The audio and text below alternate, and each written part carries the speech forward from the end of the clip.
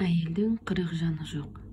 6% қарау, ас ауқат дайындау, кір жуу, нан пісіру, ауланың бұрышына вермянка салып жатқан күйеуіне лай қарысып, кірпіш басу, онымен қоса келіндік қызмет. Бәрі мойнында.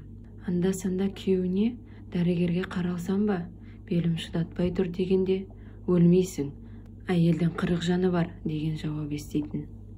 Ауруға қақы болмаған соң, дерті қатты қысса да шыдауына тура келді.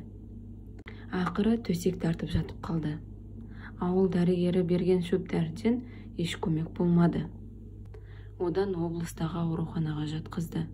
Сонда да нашарлай берді. Күннен күнге өңі қашты. Дәрігер күйеуін шақырып алды да, өте кеш әкелдіңдер, ауру денеге тарап кеткен деп үйіне қайтарды. Ауруы жеңіп, көзін әрең аша алмай жатқан әйелін еркек жедел жәрдем көлігімен әкетіп барады. Тізесіне басы қойылған келіншегінің жүзіне қарап, жылап жіберді. Көзіңді ашшы, сен бізге керексің. Балдарды жеткізуіміз керек, апасы, деді.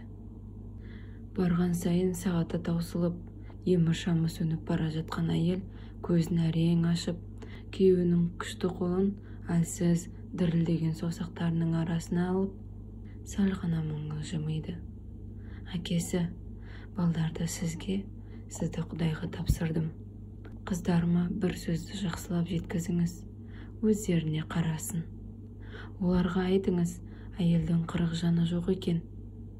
Олардың да бір ғана жаны бар екен.